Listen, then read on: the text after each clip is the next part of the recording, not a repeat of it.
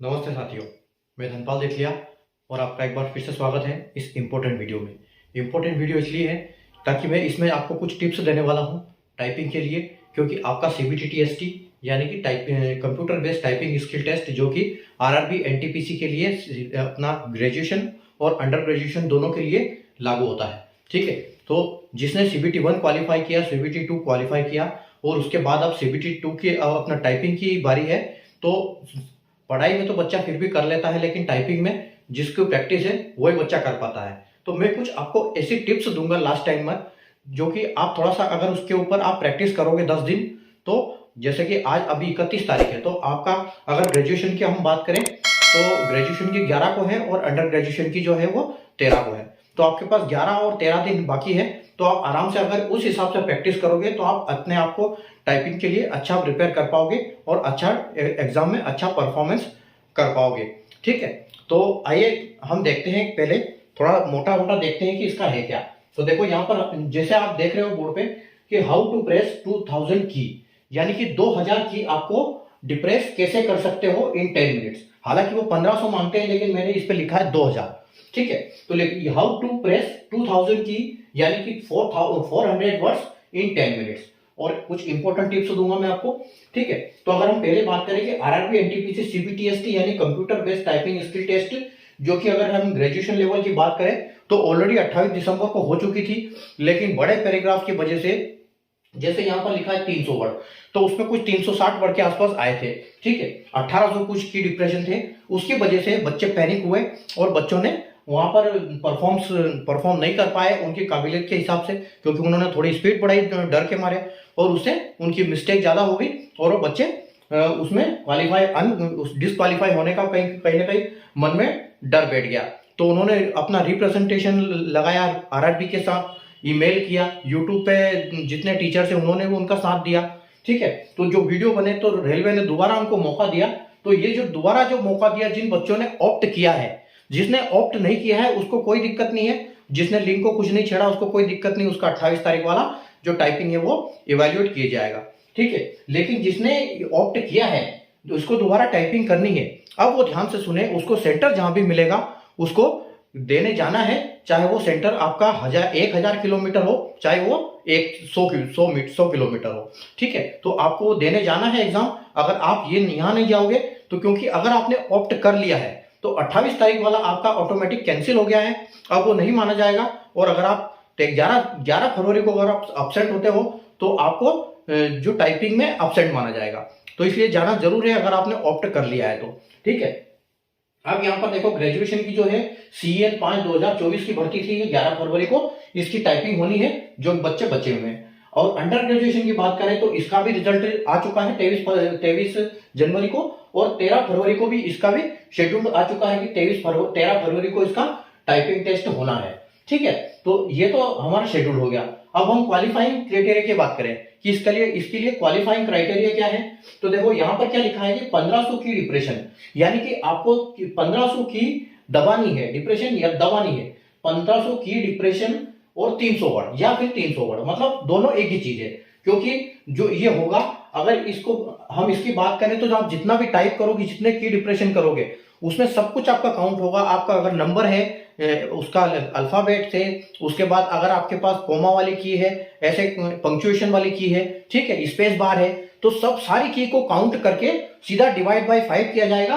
अगर आप इसको 1500 कीवर्ड्स इसलिए बोलते हैं कि अगर 1500 को आप 300 वर्ड से डिवाइड करोगे तो देखो ये डबल 0 से 0 और ये 5, यानी कि आपके 5 जो आप 5 दबाओगे, 5 डिप्रेशन, वो एक वर्ड माना जाएगा। ठीक है, तो आपको 1500 की दबानी है और 300 वर्ड टाइप करने हैं, और वो कितने देर में करने हैं आपको? 10 मिनट्स में। ठीक है, तो आपको 10 मिनट्स दिया जाएगा। जब आपका एग्जाम शुरू होगा तो आपके पास 60 वर्ड्स का एक छोटा सा पैसेज आएगा, वो सिर्फ प्रैक्टिस के लिए कि आपका जो कीबोर्ड है उसको आपको चेक करना है। क्योंकि 28 तारीख को मैंने भी टाइपिंग दी हुई है, मैं उस हिसाब से अपने एक्सपीरियंस से बता रहा हूं आपको। तो 28 तारीख को जैसे वो 60 वर्ड का ये आया, तो 60 वर्ड का पहले हमने टाइप किया। ठीक है, उसके बाद 30 सेकंड का कुछ टाइम मिलता है, जैसे वो निकला उसके बाद आपका ऑटोमेटिक शुरू हो जाता है। और ये 1 मिनट का 30 सेकंड का बोले थे, लेकिन 1 मिनट का टाइम दिया था फिर एग्जाम में। ठीक है, और उसके बाद आपकी एक्चुअल जो एग्जाम है 10 मिनट वाली वो शुरू हो जाती है। ठीक है। तो जब आपकी एग्जाम शुरू होती है, अब देखो यहाँ पर पहले हम ये बात कर लेते हैं कि जो आपको ये 1500 कीवर्ड दबाने हैं, ठीक है, इसमें आपकी 5% जो मिस्टेक्स होगी, यानी कि 5% के हिसाब से अगर 300 वर्ड टाइप होते हैं तो 15 वर्ड, ठीक है। तो 15 वर्ड आपके इग्नोरेबल है। अगर 15 गलतियां करते हो तो आपकी वो गलतियां नहीं मानी जाएगी, आपकी एक्चुअल जो स्पीड होगी वही रहेगी। लेकिन अगर 15 से ऊपर अगर आपने 16 दबा दिया तो 16 हर एक मिस्टेक, ठीक है, हर मिस्टेक आपके 10 वर्ड के आसपास लेके जाएगा यहां से, ठीक है। 10 वर्ड आपके माइनस करेगा एक वर्ड, ठीक है, एक गलती। तो आप ये देखो, अब इसमें 2 टाइप की मिस्टेक्स होगी, ठीक है, 2 टाइप की मिस्टेक्स होगी, एक हाफ मिस्टेक्स होगी, एक फुल मिस्टेक्स होगी। तो हाफ मिस्टेक कौन सी होगी? अगर हम बात करें कि कोमा हो गया, ठीक है, सेमीकोलन हो गया, ब्रैकेट हो गया, ठीक है, उसके बाद आपका कैपिटलाइजेशन हो गया, जैसे आपको लिखना था बड़ा और आपने लिख दिया छोटा, टाइप कर दिया। तो ये जो गलतियां हैं, ये जो सारी गलतियां हैं, ये क्या है? ये हाफ मिस्टेक्स में काउंट होगी, ठीक है। कोमा हो गया आपका, पंक्चुएशन जितने भी हो गए आपके, ठीक है, डैश हो गया, इज इक्वल टू हो गया, जो भी पंक्चुएशन है वो क्या होगा? वो आपकी हाफ मिस्टेक मानी जाएगी।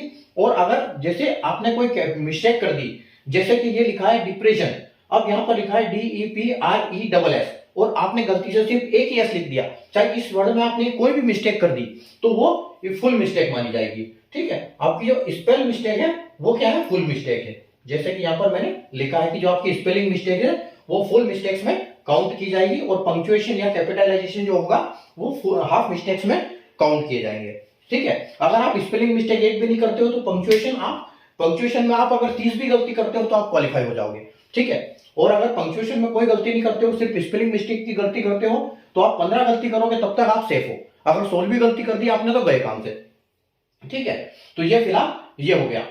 अब हम देखते हैं कि इसमें आप कैसे इसको टाइपिंग करोगे, ठीक है। तो टाइपिंग में सबसे बड़ा रोल होता है इंग्लिश का, ठीक है। और जिस बच्चे को हिंदी में टाइपिंग करना है उसमें उसने दिया है कि आपको एक लिंक दिया जाएगा, उस लिंक को आपको वहां से सेलेक्ट करना है आपकी लैंग्वेज। अगर आप लैंग्वेज सेलेक्ट नहीं करते हो तो ऑटोमेटिक आपकी इंग्लिश हो जाएगी। अगर आप हिंदी करना चाहते हो तो आपको लैंग्वेज सेलेक्ट करना पड़ेगा, ठीक है। और हिंदी के लिए आप कृतिदेव और मंगल फॉन्ट के हिसाब से आप अपने आप को प्रिपेयर करना है, ठीक है। ये 10 दिन में आप अपनी तैयारी कर लें, ठीक है। अब हम करते हैं इसके बाद तो स्पीड। अगर हम टाइपिंग की स्पीड की बात करें तो स्पीड में सबसे बड़ा रोल है इंग्लिश का। जिस बच्चे की इंग्लिश अच्छी है उसको क्या होगा? स्पेलिंग मिस्टेक नहीं होगी। वो एक बार वर्ड देखेगा, उसको पूरा इंग्लिश का वर्ड समझ में आएगा, वो टक टक टक टाइप करेगा, हो जाएगा। लेकिन जो बच्चा, और वहां पर होता क्या है कि कभी कभी बहुत बड़े पैराग्राफ, बड़े बड़े जो वर्ड्स होते हैं वो दे देते हैं। जब हमने 28 तारीख को दी थी, इसमें बहुत लंबे लंबे पैराग्राफ आए थे, तो जिन बच्चों की इंग्लिश अच्छी है उनको कोई दिक्कत नहीं हुई, ठीक है। और जिसकी इंग्लिश में थोड़ी सी दिक्कत थी, वो जिनको स्पेलिंग में दिक्कत होती है उनके लिए थोड़ा सा टाइम लगा। अब बार बार एक वर्ड आ रहा था उस दिन, 28 तारीख के दिन की अगर मैं बात करता हूं तो एक वर्ड आ रहा था पार्लियामेंट, ठीक है। एक बार बार वर्ड आ रहा था पार्लियामेंट। तो पार्लियामेंट अगर स्पेलिंग पता है तो वो फट से लिख देगा कोई भी।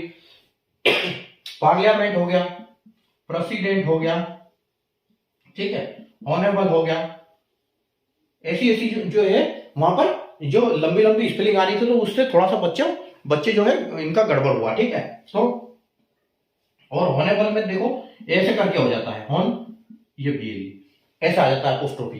तो ये सब चीजों का ध्यान रखना है, इसलिए टाइपिंग थोड़ी सी हिसाब से रखें। अगर आपकी जितनी टाइपिंग की स्पीड है उससे थोड़ी सी कम रखें।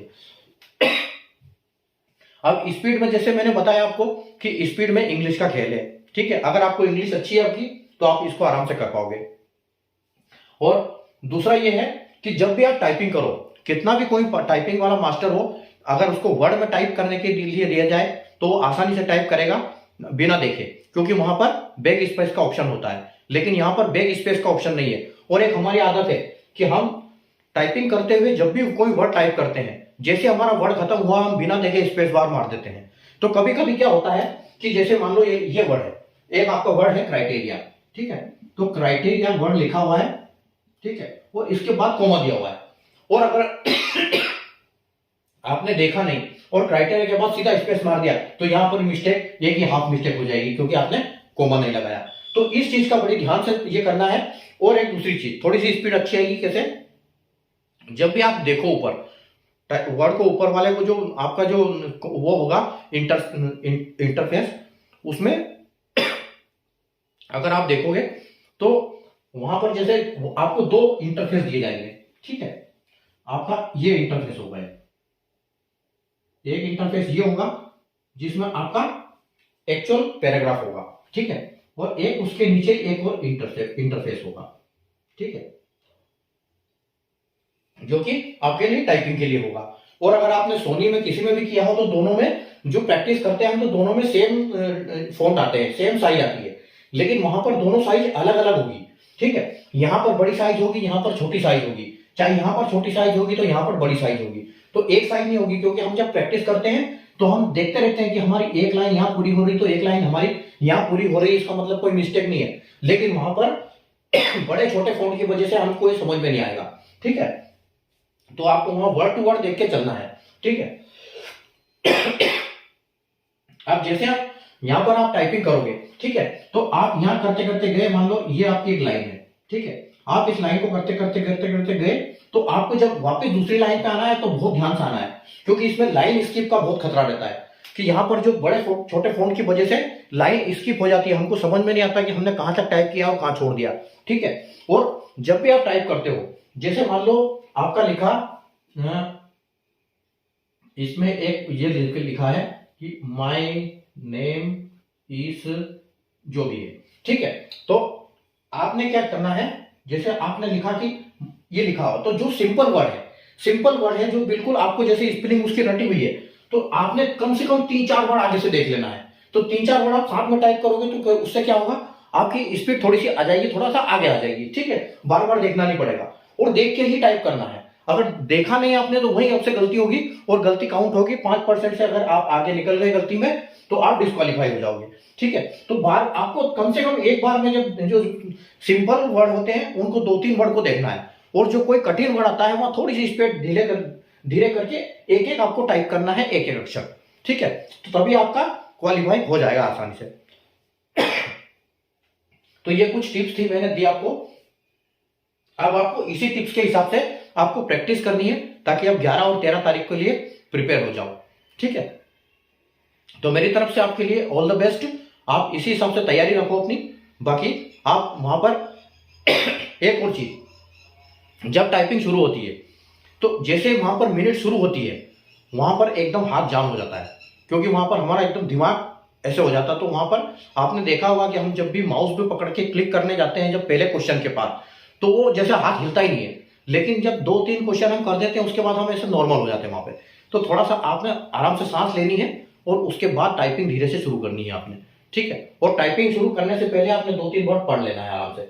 और एक बार अगर मोटी मोटी नजर मार लोगे यहाँ पर तो आपको पता चल जाएगा कि कठिन वर्ड है कि नहीं, कि सरल वर्ड है, ठीक है। तो आपको वहां से टाइपिंग में बहुत आसानी होगी। तो ये 3-4 चीजें जो मैंने आपको बताई आपको दिमाग में रखना है और इसी हिसाब से आप प्रैक्टिस करो घर पे भी, ठीक है।